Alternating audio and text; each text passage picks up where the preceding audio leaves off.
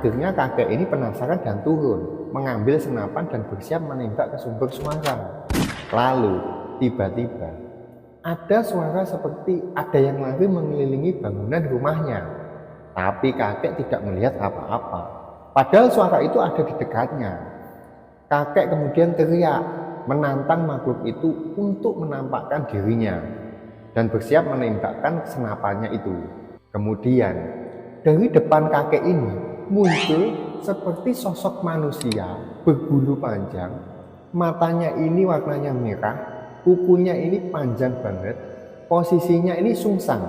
Jadi kakinya ini ke atas, tangan dan kepalanya ini ke bawah, dan lidahnya ini menjulur sampai ke tangan.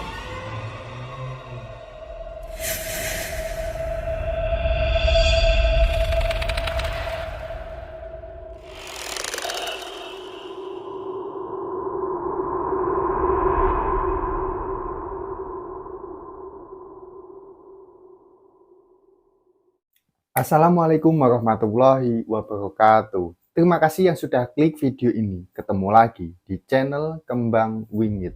Bersama saya Hendra di sesi Saib, Saksi Gaib.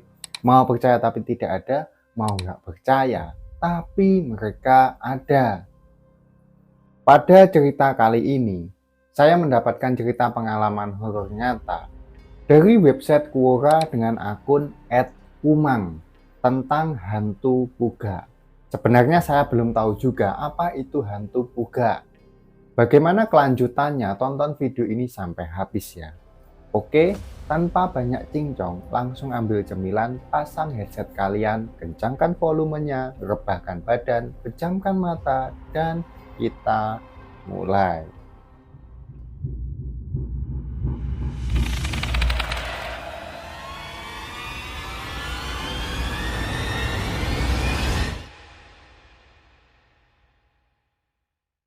Cerita kali ini akan diceritakan dari sudut pandang orang pertama ya, yaitu si Kumang ini.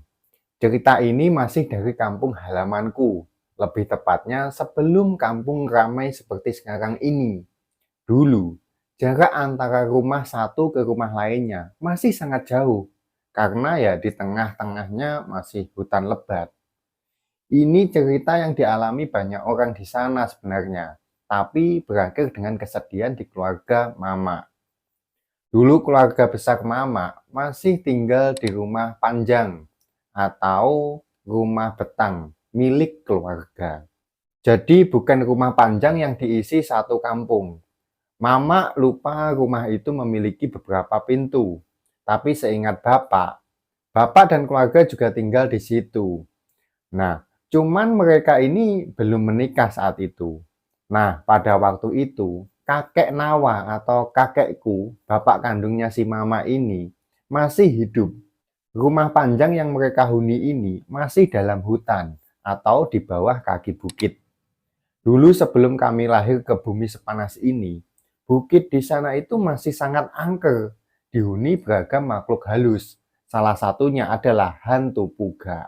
Nah, sebelum Kumang menulis cerita ini, Kumang ini sempat searching di Google ya, dan menemukan cerita yang hampir mirip dengan kisah ini dari Kalimantan Tengah kalau tidak salah. Tapi ada perbedaan dengan makhluk yang akan diceritakan Kumang ini. Hantu ini digambarkan sebagai sosok setengah manusia dan setengah hewan. Hantu ini katanya tidak bisa menyentuh manusia secara langsung. Tapi siapa saja yang bertemu dengan hantu puga ini akan diserap energinya, sehingga akan jatuh sakit atau demam. Kemudian tidak akan merasakan lapar dan merasa ngantuk berat hingga ketiduran.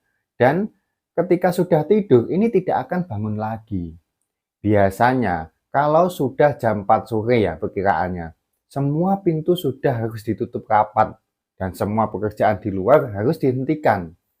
Meskipun belum selesai ya, karena mereka sudah dibekali cerita ini oleh mendiang kakek nenek buyut dari kecil. Sebagian ada yang percaya, sebagian juga ada yang tidak. Yang percaya tetap mengikuti aturan main yang sudah diwariskan. Sedangkan yang tidak percaya tetap dengan aturan mainnya sendiri. Cuma dengar cerita gitu aja udah takut. Emang alasan biar cepat pulang ke rumah sih. Begitulah kata orang yang tidak percaya ini ya.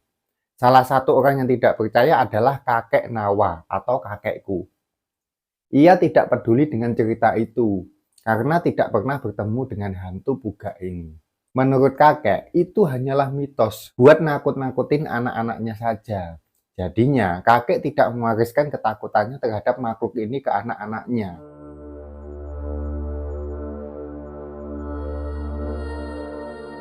Pada waktu itu, sebagian orang yang juga masih tinggal di kaki bukit memutuskan untuk membangun desa baru yang lebih dekat dengan jalan besar, supaya tidak terlalu capek kalau mau kemana-mana.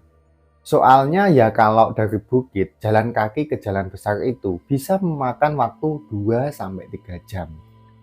Karena sebagian orang sudah pindah ke desa baru, di kaki bukit itu jadi semakin sepi. Nah, akhirnya kakek Nawa atau kakekku juga ikut bangun rumah di desa baru ini. Tapi, jaraknya ini jauh banget dari rumah-rumah tetangga yang sudah tinggal menetap di sana.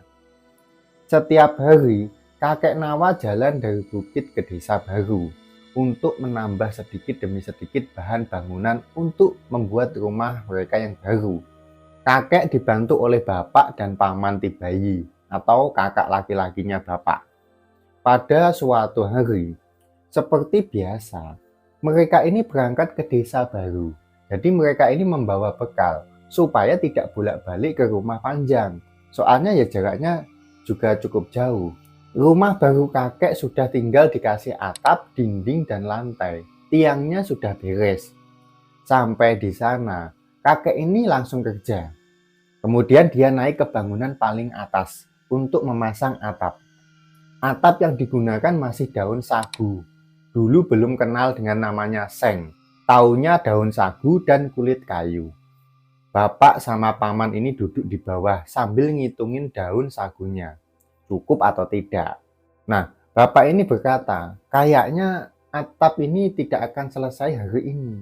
Kemudian pamannya ini menyahut, iya, daun sagunya aja belum semua dianyam. Bapak sama paman jadinya bagi tugas. Paman menganyam daun seperti menjahit daun sagu disatukan gitu ya, dengan cara dijahit pakai rotan dan diberi tulang dari bambu. Sedangkan bapak mengumpulkan daun sagu yang sudah dianyam terus dilempar ke atas pada kakek.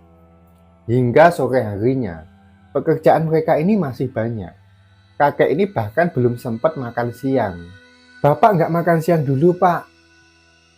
Tanya bapak ini ke kakek ya, yang masih kerja di atas. Makanlah kalau kalian lapar, nanggung ini, jawab si kakek ini. Ya sudah, bapak sama paman makan duluan. Selesai makan, mereka ini langsung lanjut kerja lagi. Sampai mereka ini tidak sadar bahwa langit ini sudah mau gelap. Tiba-tiba, dari arah hutan, ada suara tepuk tangan. Jadi suaranya ini kayak tap, tap, tap, tapi dijeda. Kayak seperti orang tepuk tangan gitu. Nah, lalu ada suara lagi seperti orang makan, tapi mengecap. Jadi, bapak sama paman langsung mengambil parang dan senter. Kemudian paman ini berteriak ke arah sumber suara di hutan itu ya. Siapa itu? Suara itu malah semakin dekat ke arah mereka. Tetap ada tap, tap, tap. Akhirnya mereka ini memanggil kakek. Pak, lanjut besok aja. Udah malam ini. Bujangan kok penakut. Palingan suara burung malam. Kata kakek ini. Ayolah Pak, besok saja. Besok kita berangkat subuh bila perlu. Pulang saja kalau takut. Aku bisa sendiri. Berkali-kali dipanggil tapi kakek ini tetap kekeh ya. Nyuruh mereka ini pulang duluan. Ya sudahlah, kami pulang duluan ya Pak. Itu baju Bapak kami simpan di sini ya. Ya pergilah. Mereka pun pulang meninggalkan kakek yang masih kerja di atap ya. Dari kejauhan mereka ini teriak lagi ke kakek.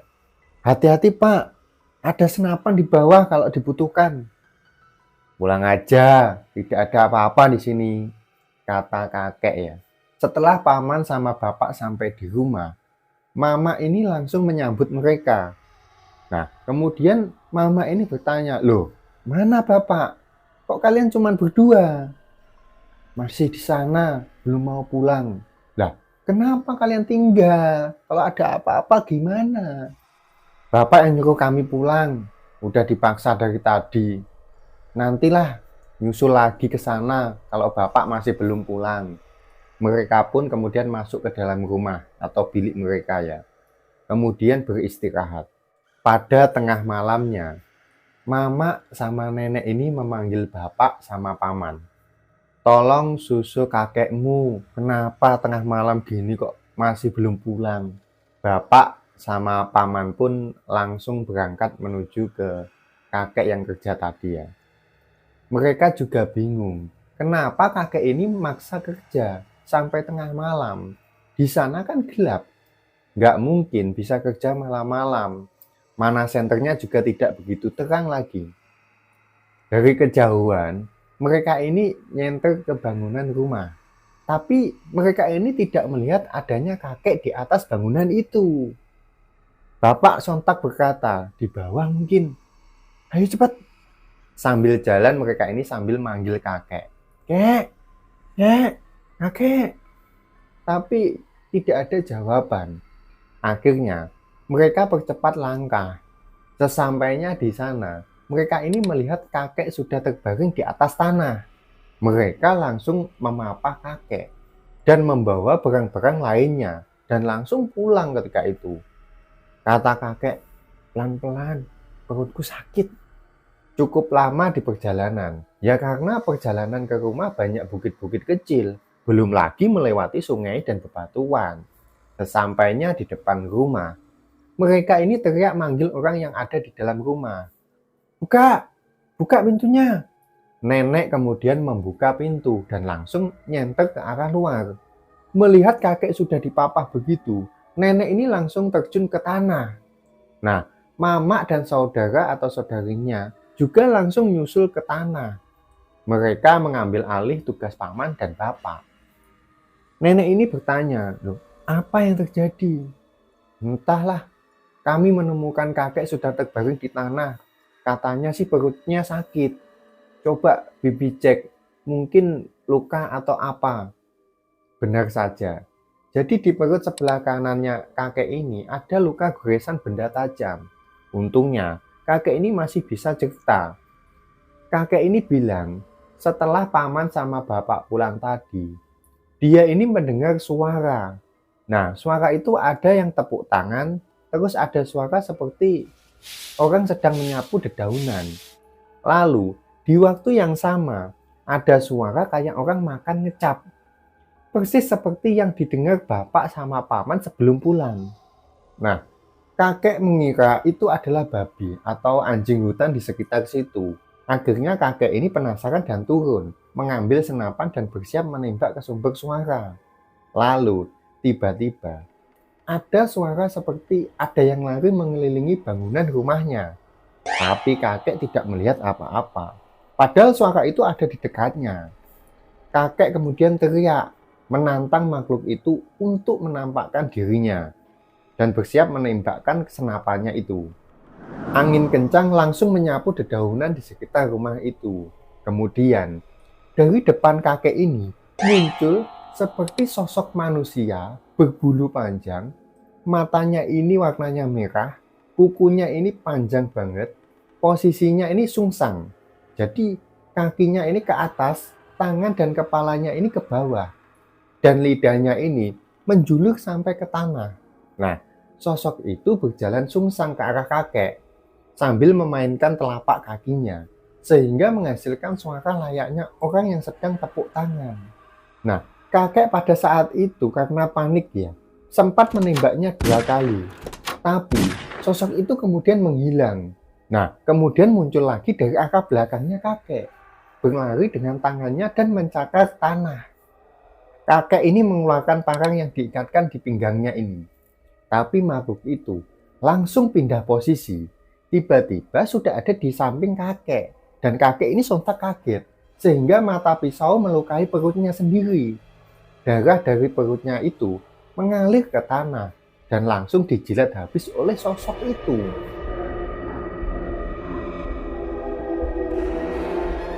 Kakek terduduk lemas dan akhirnya terbaring di tanah.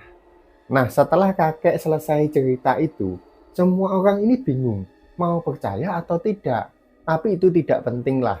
Yang penting sekarang bagaimana menghentikan darah dari perutnya kakek ini yang terus saja mengalir. Di sana juga tidak ada obat, apalagi dokter. Kakek sudah sangat lemah dan wajahnya ini sudah pucat.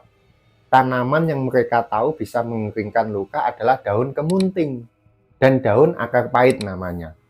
Mereka pun mencari daun-daun itu di sekitaran rumah. Daun kemunting agak susah ditemukan di dalam hutan. Jadi mereka hanya mendapatkan daun akar pahit. Kemudian daun itu ditumbuk sampai halus. Setelah itu ditaruh di atas luka sebanyak-banyaknya. Lalu ditutup dengan kain yang diikatkan di pinggang kakek. Daun akar pahit itu bisa menyerap dengan baik ke dalam luka. Dan lagi, katanya bisa menghisap nanah pada luka. Sehingga nanah tidak keluar, tapi luka tetap bisa kering. Tergantung seberapa dalam dan lebar lukanya. Untuk luka di perut kakek ini bisa lebih dari semingguan. Tapi waktu segitu luka baru akan mengering. Harus rutin dikasih tanaman ini sampai lukanya ini benar-benar kering. Nah, aku juga sudah pernah dimandiin pakai tanaman ini waktu kecil. Karena dulu sering gatal di seluruh badan karena korengan. Cukup manjur sih, tidak ada bekas lukanya hingga dewasa. Nah, pada malam itu ya, setelah dikasih obat dari tanaman liar tadi, kakek ini bilang badannya ini kedinginan, menggigil. Kakek kemudian dikasih air hangat, terus disuruh makan dulu sebelum istirahat. Tapi kakek ini menolak. Katanya, aku nggak lapar, tapi ngantuk banget. Akhirnya diantar masuklah ke kelambu sama nenek, dan kakek langsung tidur. Dini hari, di luar ini masih gelap. Mama bangun dan langsung ke dapur. Kalian tahu gubuk kan? Nah, itu kan antara dapur, kamar, dan ruang tamu tidak ada sekatnya. Jadi dalam satu rumah, benar-benar ruangan plong tanpa sekat. Sehingga siapapun yang bertamu bisa melihat seisi ruangan itu. Nah, rumah mereka pun begitu. Dari dapur Mama bisa melihat ke kelambu kakek dan nenek. Nah, Mama lihat ke kelambu itu seperti ditarik dari kelambunya. Dan terdengar suara kakek ini seperti sedang ngorok. Pelan-pelan Mama ini menghampiri kelambu kakek dan nenek ya.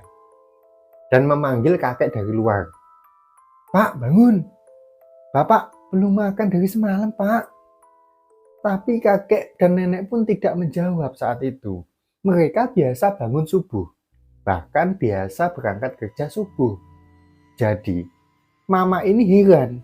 Lah, kok nenek belum bangun juga? Padahal nenek biasanya ini bangunin orang rumah. Tapi tidak lama kemudian, nenek ini bangun. Kemudian dari dalam kelambu nenek ini menggerutu. Ada apa? Kemudian Mama ini bertanya pada nenek, Bapak gimana Mak? Masih sakit? Badannya keringatan, mungkin demamnya sudah turun. Biarkan saja dulu, biar dia tidur sepuasnya. Akhirnya Mama, nenek, dan saudara lainnya ini beraktivitas seperti biasa. Tidak ada yang mau mengganggu tidurnya kakek. Sebelum nenek berangkat ke ladang, nenek ini membuka kelambu mereka dan menutupi tubuh kakek dengan selimut. Posisi kakek ini masih tidak berubah dari semalam ya. Tetap lurus saja dengan kedua tangannya ini di atas perut. Jadi begini. Karena kakek belum bangun juga, Mama lah yang disuruh jagain kakek. Supaya nanti ada yang ngurus makanan atau minuman kakek. Nah, sudah ditunggu sampai siang. Kakek ini juga belum bangun juga. Akhirnya, Mama ini inisiatif untuk bangunin kakek. Di situ Mama udah mikir terjadi sesuatu sama si kakek. Pak, bangun Pak, udah siang ini. Tapi kakek tidak juga bangun. Mama juga heran melihat bibir kakek yang sudah pucat.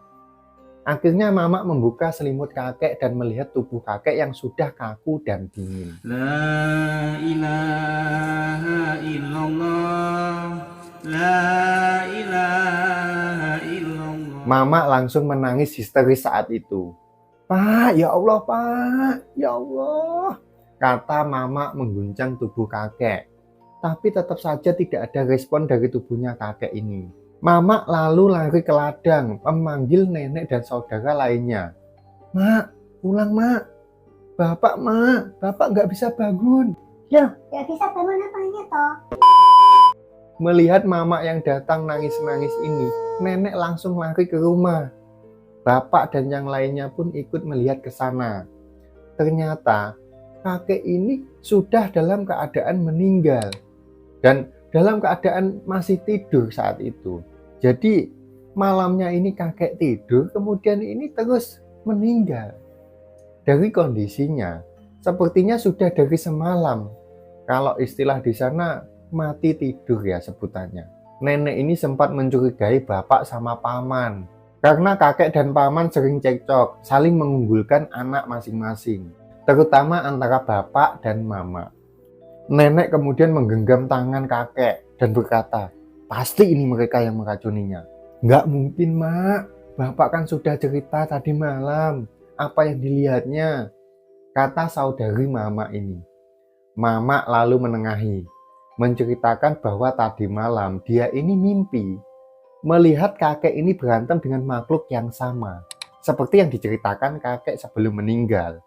Di dalam mimpinya itu, Mama ini sedang pergi berburu dengan kakek. Nah, di tengah perjalanan mereka, dihadang makhluk itu. Kakek meminta Mama untuk lari, kemudian menembak makhluk itu. Nah, Mama ini hanya sembunyi di balik pohon. Sesekali Mama ini berteriak, "Awas Pak, Pak, awas!" Mama melihat makhluk itu menghindari peluru yang ditembakkan oleh kakek dengan sangat cepat. Bisa menghilang dan pindah posisi dalam hitungan detik. Padahal posisinya ini sungsang. Tapi makhluk itu bisa bergerak cepat seperti sedang berlari. Tubuhnya ini benar-benar sungsang dengan lurus ke atas. Setiap kali makhluk itu bergerak, pasti menemukan telapak kakinya. Kakek kemudian sudah terlihat kewalahan mengarahkan senapannya ke makhluk itu. Hingga akhirnya tersungkurlah ke tanah. Padahal tidak disentuh langsung oleh makhluk itu. Kakek lalu terseret masuk lebih jauh ke dalam hutan. Mama langsung keluar dari persembunyiannya dan mengambil senapannya kakek yang tergeletak di tanah. Mengarahkan senapan itu ke dalam hutan yang gelap. "Lepaskan bapakku!" Suaranya itu pun keluar begitu Mama bangun dari tidurnya. Tapi kalimatnya ini tidak jelas. Lebih banyak asma jadinya. Karena itu, Mama ini cepat bangun lebih dulu dari nenek. Mendengar itu, nenek menyalahkan Mama malahan. Karena kata nenek, seandainya Mama ini cerita, mungkin kakek masih bisa ditolong. Ya karena mungkin kakek juga mimpi, tapi tidak dibangunin. Akhirnya, rohnya ini tidak dapat kembali, sehingga kakek ini meninggal.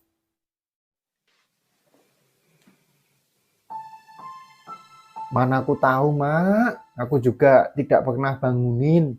Bangun sendiri. Tadi aku bangun bapak masih tidur. Malahan ngorok," kata si Mama ini. "Itu bukan ngorok, bodoh. Dia sedang mimpi. Harusnya kau bangunin." Mama hampir dilempar keluar sama nenek. Mama juga tidak diperbolehkan ikut membantu mempersiapkan semua yang berhubungan dengan kakek, termasuk proses pemakaman. Tidak boleh juga dekat-dekat dengan jasadnya si kakek. Nenek ini yang masih marah kemudian berkata pada Mama, "Kenapa tidak sekalian kau bunuh aku?" Sampai pada hari pemakaman, Mama ini dilarang melakukan apa-apa. "Kalau mau makan, memakan tanah kuburan bapakmu," kata si nenek. Jadi nenek ini sampai ditegur sama kakek nenek atau orang tua bapak ya. "Jangan gitu, pamali, bicara seperti itu. Kita tidak ada yang tahu kalau akan seperti ini jadinya. Apalagi anak-anak." Jangan ikut campur kalian. kau pasti senang dengan kepergiannya kan? Karena selama ini kalian tidak pernah akur. Pasti ini sebagian dari rencana busuk kalian juga. Jadi jangan mengajariku. Kata si nenek ya. Nah, saking marahnya nenek ini, pada saat di malam hari itu adalah hari pernikahan Mamak sama Bapak. Jadi saat itu memang Mamak sama Bapak ini belum menikah ya, tetapi sudah dalam satu rumah. Dia lebih memilih pergi menemui saudara laki-lakinya dan tinggal di sana sampai akhir hidupnya. Banyak yang bilang kalau nenek ini meninggal karena diracuni saudaranya. Karena saudara nenek ini memang terang-terangan menyimpan racun. Dan racunnya ini racun mistis. Racun itu hampir mirip dengan santet. Bedanya, untuk meracuni target, jaraknya ini harus dekat. Karena tidak bisa bekerja jika jaraknya ini jauh. Makanya, targetnya orang sekampung aja. Tidak sampai nyebrang ke kampung tetangga. Cara kerjanya ya mirip santet, menggerogoti organ dalam, hingga target atau calon korban seperti mayat hidup dan lumpuh. Setelah itu, meninggal dunia. Ada juga yang instan. Biasanya yang instan ini hanya bekerja paling lama 7 hari. Setelah itu korban meninggal dunia, tanpa gejala sakit. Biasanya, pelaku atau orang yang sudah menemukan target akan merangkul target dan membuat target ini sedekat mungkin dengan pelaku. Bahkan bila perlu tinggal serumah. Nah, caranya ini bisa dengan ngasih apa aja yang dibutuhkan target.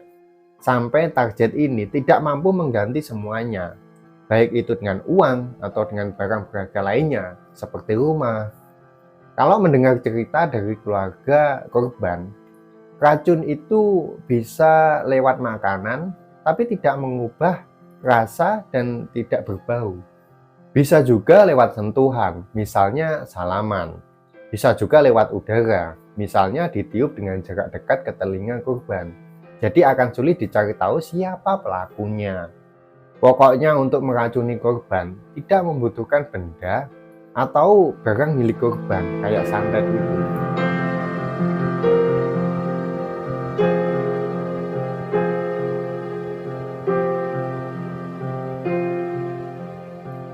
Oke guys, itulah tadi cerita horor hantu Puga dari Kumang ya. Bagi kalian yang ingin mengirimkan cerita pengalaman horor, silahkan kirim cerita kalian ke email di bawah ini ya, atau nomor WA yang ada di deskripsi. Nanti saya akan bawakan di sesi cerita kalian. Cukup sekian video kali ini. Saya Hendra undur diri, ketemu lagi di video selanjutnya, dan bye.